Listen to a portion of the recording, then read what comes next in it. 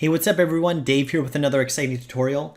And today, the Blender versus the industry, I'm going to be looking at Blender versus ZBrush in localized density when sculpting. Okay, what the heck does that mean? Well, ZBrush calls it Sculptris Pro, Blender calls it Dynotopo. I'm going to kind of show why it's needed, how it's, why you'd want to do it. And then I'll show you how to do it in both programs. Stick around to the end because at the end, I'm going to tell you which one I prefer. And let's go ahead and kind of dive right in. Let's get started. So I'm going to go into ZBrush and I'll start with ZBrush. And if I look at ZBrush here, I'm just going to kind of open my divider here. And if I go down here to polyframe, I can see that this cube has some polygons, okay, obviously, some divisions. I'm just going to click on Make Polymesh 3D. And then if I come down here to geometry, let's say if I wanted to sculpt kind of a tight line in here, okay, you can see that I can't. I have the Damien standard brush, and it isn't going to happen. So if I divide up, and now I have almost 2,000 polys, 8,000 polys, 31,000 polys, 100,000 polys. Even with 100,000 polys, maybe it's not the smoothest line. So 500,000, maybe 2.3 million. And now if I have a really tight line, I can get the look that I want, okay? But the problem with this is that I needed to divide the entire mesh. So even though I just wanted the detail here, by hitting the divide button, it divided the entire cube, and I can see that it's 2.3 or 2.3 million, right? And it's dividing all the sides, which it seems kind of unnecessary. So I'm going to go like this. I'm going to go back down to the lowest subdivision level. I'm just going to undo everything. Maybe I'll undo all the way back to the beginning. And now, okay, good. It's a Polymesh 3D. I'll look at the wireframe. And this is obviously not enough detail to kind of sculpt on. But watch this. If I activate Sculptris Pro, I'm going to use the same brush. Maybe I'll have kind of a tighter alpha even. And now watch this. I can see my brush is purple, indicating that it's in the Sculptris Pro mode. And when I go like this, what it's doing is it's giving me topology exactly where I need it. Okay, so if I turn the wireframe off, I can see that it allowed me to get that nice detailed sculpting there. But it's the polygon there, the cube is only at 6,000 faces. So if I uncheck that, I can see that it only added topology where the stroke was. I feel like a really good test of this is the snake hook brush. So if I come down here to snake hook, now if I kind of grab like this, I can kind of pull this out, and you can see that I can pull that out. The only reason that I can pull it out is because it's kind of updating the geometry on the fly. Okay, now if I hold down Shift and Smooth, it might not need that much detail, so it's going to kind of have less detail. Okay, so if I turn this off, you can kind of like hardly tell what's going on.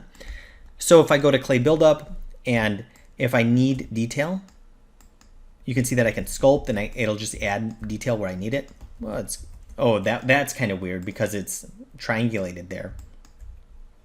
But I should be able to kind of sculpt through that, and it's changing the topology. Okay, it's just kind of giving me detail where I need it, and if I don't need it, it's going to take away detail. So that's kind of a really interesting concept there with this Sculptris Pro.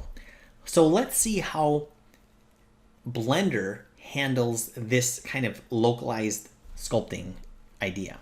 So if I get into Blender here, I have a cube here, and if I turn on the wireframe, I actually even have less divisions on it. I just have one polygon per side.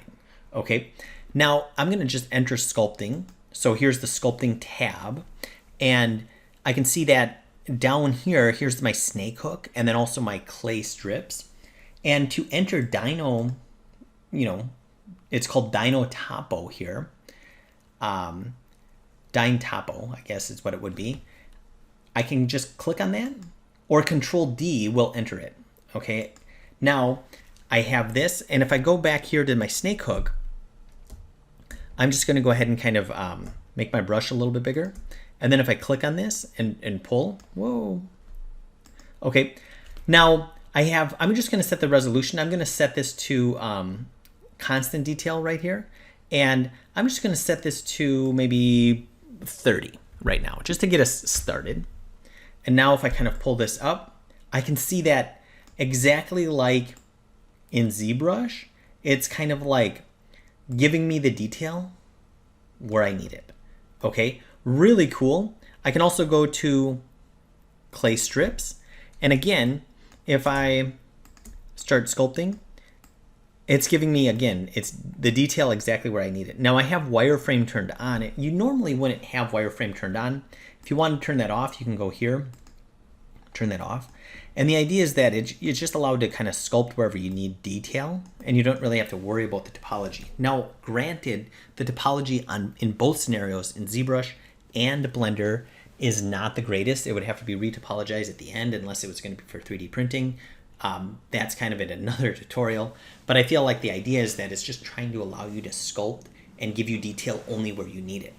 But one thing is a little bit different how Blender handles this is the resolution here and then also the detailing. Okay, so if I say relative detail, okay, and I can see by default it put it to 12 pixels right here. Well, let's see what happens here. So if I sculpt, goes like that, and let's see what happens. And I'm going to turn on my wireframe so we can kind of see what's happening. Okay, so you can see there. And now notice I'm just going to zoom in, but I'm not going to change anything. And you can see how my detail is actually denser. And I can see that because these are tighter triangles and this is wider. And if I go far away, it's going to be less dense. So basically what it's saying is that if you're really zoomed up close, it's assuming that you're doing kind of like close high-end detail. And if you're doing far away, it's assuming that you're doing kind of like more general edits. So it's kind of guessing on how much resolution you need based on how close you're looking at it. That's why it's called relative detail.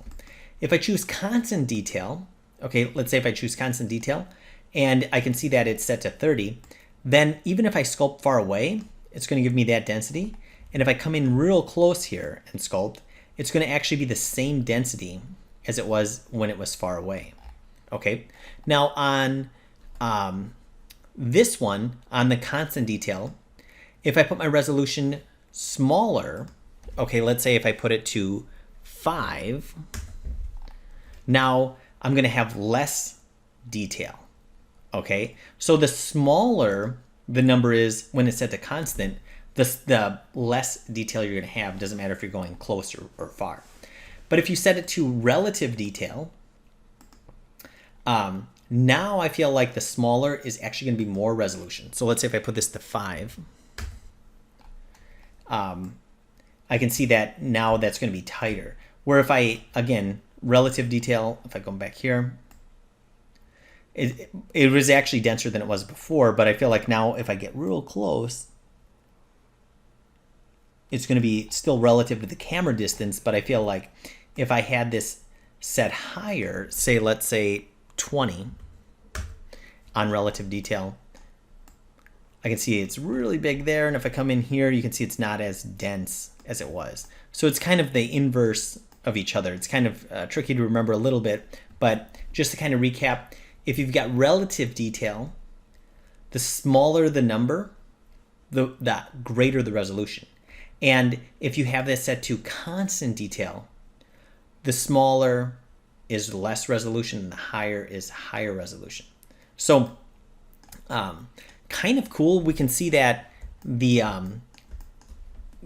really cool with Dynotopo, and the shortcut for Dynotopo is Control D. And I can see that it's activated because of the check marks right there. Now, one thing with Dynotopo, if I go to something like the Draw Sharp, okay, I can see that this brush does not work with Dynotopo. Okay, so you have to be aware of there are some brushes that just work by default with Dynotopo and some that do not. So come time to compare Blender to ZBrush, I feel like if I had to compare Dynotopo to Sculptris Pro, which would be the equivalent in ZBrush, I feel like I'm going to give my thumbs up to ZBrush. And the only reason that I'm doing that is because of the fact that I can't use certain brushes with Dynotopo. Now, if you guys know a trick that I can, leave it in the comments below and I will update this. But I feel like if I could use all my brushes, I feel like this interface is kind of more, I don't know if it's obvious that I'm in the mode, but I feel like there is some cleanliness to it. But again, just because I can use all my brushes, I feel like it's pretty straightforward in ZBrush. And I feel like one limitation in ZBrush is that if you try using it too extensively or too much, sometimes you might run out of memory. Okay, that's the only kind of thing that I've run into there. But I feel like, again, especially this Draw Sharp, okay? The Draw Sharp or the Damien Standard brush to get real tight wrinkles is one of the reasons that I would definitely want to use this technique. So I feel like, again, I'm going to kind of tip the hat, thumbs up to ZBrush. But again, the fact that it even has it in Blender, I think is awesome. So hopefully this was helpful. Make sure to like, subscribe, and turn on the notifications so you can see that every time I'm posting a new video on Blender versus the industry. Make sure to share this with your friends, and I will see you on the next video.